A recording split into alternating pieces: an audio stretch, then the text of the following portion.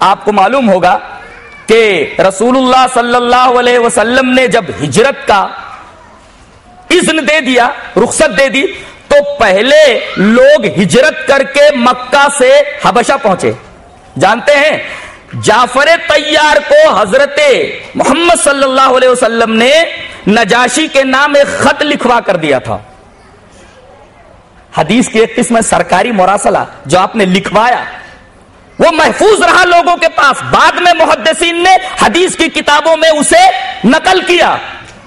یہ پہلا مراسلہ ہے جو جعفر طیار کے ہاتھوں نجاشی کے پاس پہنچا. اس کے اندر کیا لکھوایا تھا آپ نے؟ جعفر طیار جا رہے ہیں، ان کے ساتھ کچھ اور بھی مسلمان ہیں، جب یہ تمہارے یہاں پہنچے تو تم ان کو اپنا مہمان بناؤ، ان کا اکرام کرو. رسول اللہ صلی اللہ علیہ وسلم نے یہ بات لکھوا دی تھی. کہتے ہیں کہ رسول اللہ صلی اللہ علیہ وسلم کے زمانے میں حدیثوں کو لکھا ہی نہیں گیا. دیکھیے ابھی مکہ ہی میں ہے اور سرکاری تحریر، یہ سرکاری تحریر ہی تو ہے، سرکاری تحریر نجاشی کے پاس پہنچ گئی ہے. آپ کیسے کہیں گے کہ رسول اللہ صلی اللہ علیہ وسلم کے زمانے میں حدیثیں لکھی ہی نہیں گئی؟ اور اب دیکھیے حضرت تمیم داری رضی اللہ تعالیٰ عنہ ایک جہاز راں تھے. یہ وہی ہیں جنہوں نے یہ کہا کہ اے اللہ کے رسول، میں اپنی شپ کے اوپر، اپنی کشتی کے اوپر جا رہا تھا، کشتی کو لہروں نے اپنی لپیٹ میں لے لیا اور ایک گمنام جزیرے میں لے جا کر کے کشتی کو پھینک دیا. وہاں میں نے دجال کو دیکھا ہے.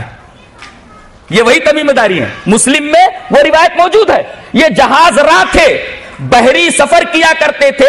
یہ رسول اللہ صلی اللہ علیہ وسلم کی خدمت میں آئے اور کہا کہ اے اللہ کے رسول، میں عیسائی ہوں اور مجھے انجیل سے معلوم ہوا ہے کہ ایک دن آپ کی یہ قوم مسلمان میرے وطن شام کو فتح کرے گی. تو اے اللہ کے رسول، جب آپ میرے وطن شام کو فتح کر لیں تو آپ فلاں فلاں گاؤں میرے نام جاگیر کے طور پر لکھوا دیجئے. رسول اللہ صلی اللہ علیہ وسلم نے حضرت تمیم داری کو وہیں ایک سرکاری مراسلہ لکھوا دیا، ایک خط دے دیا، ایک دستاویز دے دی اور لکھوا دیا کہ جب شام فتح ہو تو تمیم داری کو مرتون اور جبرون کا علاقہ دے دیا جائے. دیکھیں یہ دوسرا سرکاری مراسلہ ہے. اسی طریقے سے آپ دیکھیں، آپ مکہ ہی میں ہیں، جب ہجرت کرنے لگے، ہجرت کا سفر غار ثور سے لے کر کے قبا تک تقریباً 10-12 دن کا سفر ہے. آپ نے ڈائریکٹ مدینہ کی طرف سفر نہیں کیا بلکہ آپ 3 دن تک غار ثور میں تھے. اور عجیب بات تو یہ ہے کہ غار ثور میں آپ حضرت صدیق کے ساتھ ہیں اور اعلان ہو چکا ہے کہ جو کوئی حضرت محمد صلی اللہ علیہ وسلم کو گرفتار کر کے لائے گا 100 سرخ اونٹ دیے جائیں گے، یا اسی طریقے کا کوئی بھاری انعام تھا. جانتے ہیں مدینہ کی طرف گائیڈ کرنے کے لیے، رہنمائی کرنے کے لیے ایک مشرک گائیڈ کو رکھ لیا گیا تھا جس کا نام عبداللہ ابن اریقط ہے. یہ تاریخ اسلام کا ایک حیرت انگیز آدمی ہے، تاریخ اسلام کی حیرت انگیز شخصیت ہے عبداللہ ابن اریقط. مشرک ہے وہ، کافر ہے وہ، اور اسی کو رسول اللہ صلی اللہ علیہ وسلم نے گائیڈ کے طور پر ہائر کیا ہوا ہے. اسے چند درہموں کے اوپر گائیڈ رکھ لیا ہے.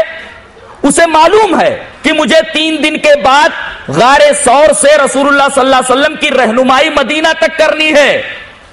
اسے یہ بھی معلوم ہے کہ رسول اللہ صلی اللہ علیہ وسلم کی گرفتاری پر اتنا بڑا انعام ہے، اور اس شخص کو معلوم ہے کہ آپ کہاں چھپے ہوئے ہیں. عجیب بات تو یہ ہے کہ اتنے بڑے انعام کی لالچ اس کے دل میں نہیں آئی اور چند درہم اس نے قبول کرنا پسند کیا، لیکن رسول اللہ صلی اللہ علیہ وسلم کو پکڑوانا پسند نہیں کیا. جبکہ اگر پکڑواتا تو اسے ایک بہت بڑے انعام سے نوازا جاتا، اس کی لائف بن جاتی تھی. یہ تاریخ اسلام کی ایک حیرت انگیز شخصیت ہے عبداللہ ابن اریقط. مشرک ہو کر کے بھی اس نے اپنا ضمیر نہیں بیچا.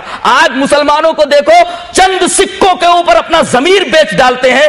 تاریخ اسلام کی اس حیرت انگیز شخصیت سے عبرت لینی چاہیے کہ 100 سرخ اونٹوں کا انعام ہے. مشرک ہے وہ، لیکن اپنا ضمیر بیچنے کے لیے تیار نہیں ہے. جبکہ ایک بھاری انعام رسول اللہ صلی اللہ علیہ وسلم کی گرفتاری کے اوپر رکھا ہوا ہے. یہ تاریخ اسلام کی ایک حیرت انگیز شخصیت ہے. عبداللہ ابن اریقط رسول اللہ صلی اللہ علیہ وسلم کو لے کر کے یہ اپنی رہنمائی میں مدینہ کی طرف جا رہا ہے. حضرت ابو بکر کے غلام عامر ابن فہیرہ پڑھے لکھے تھے, کاغذ قلم ساتھ میں ہے, چل رہے ہیں. حضرت ابو بکر صدیق رضی اللہ تعالیٰ عنہ, رسول اللہ صلی اللہ علیہ وسلم آگے آگے چل رہے ہیں, بغل میں وہ گائیڈ چل رہا ہے عبداللہ ابن اریقط, ساتھ میں عامر ابن فہیرہ بھی ہے. سراقہ ابن مالک کو معلوم ہو گیا کہ اسی طرف سے رسول اللہ صلی اللہ علیہ وسلم جا رہے ہیں اور ان کی گرفتاری پر اتنا بڑا انعام ہے. فوراً گھوڑے پر سوار ہوا, گھوڑے کو دوڑاتا ہوا جب اس چھوٹے سے قافلے کے تعاقب میں آگے بڑھا, اس نے دیکھ لیا کہ رسول اللہ صلی اللہ علیہ وسلم جا رہے ہیں, اب تو مجھے وہ انعام ملنے والا ہے.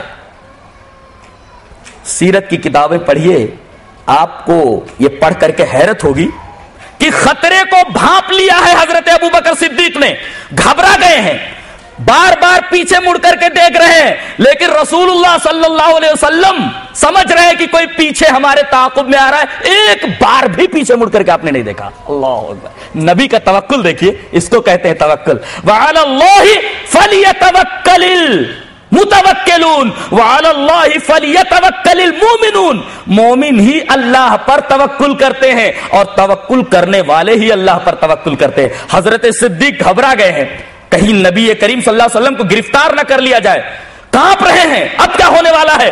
لیکن رسول اللہ صلی اللہ علیہ وسلم خطرے کو بھانپنے کے باوجود بھی ایک مرتبہ بھی پیچھے مڑ کر نہیں دیکھتے ہیں. کتنا بڑا ایمان ہوتا ہے نبی کا, اور یقین کتنا زبردست ہوتا ہے کہ خطرے کو سر پر مڈلاتے دیکھ کر کے بھی گھبراہٹ نام کی کوئی چیز آپ کے قلب مبارک میں نہیں ہے. اس کو نبی کہتے ہیں.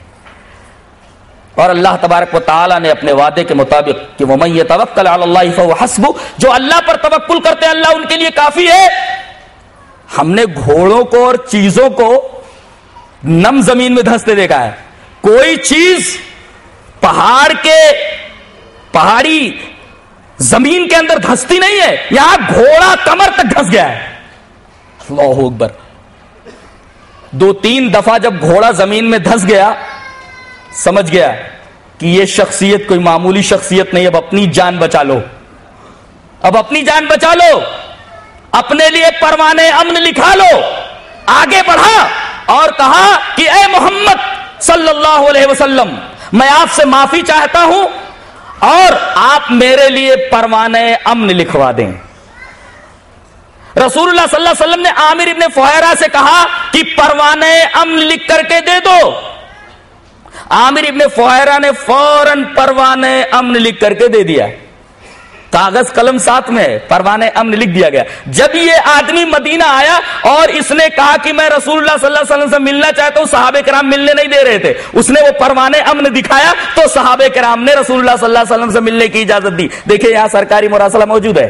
تمیم داری کو آپ نے لکھوا کر دیا, جعفر طیار کے ہاتھوں شاہ نجاشی کے پاس بھیجا, یہاں سراقہ ابن مالک کو بھی آپ نے پروانے امن لکھوا کر دیا.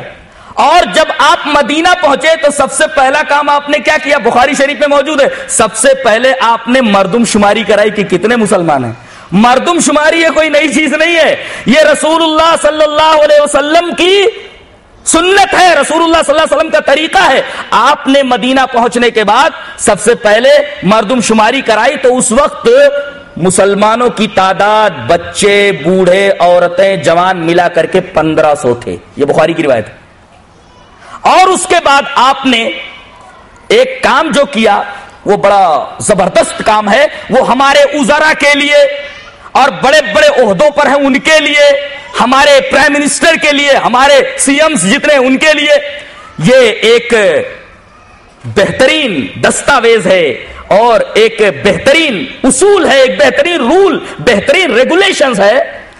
آپ نے جب وہاں قیام فرمایا, مشرکین مکہ نے جب یہ دیکھا کہ جن کو ہم نے اپنے پنجے ظلم و استبداد میں پکڑ رکھا تھا وہ تو ہمارے ہاتھوں سے نکل گئے, بہت غصے میں آ گئے. فوراً انہوں نے مدینہ والوں کو خط لکھا کہ ہمارے لوگ وہاں بھاگ کر گئے ہیں, ان کو پناہ مت دو. یا تو ان کو قتل کر ڈالو یا اپنے شہر سے ان کو نکال دو.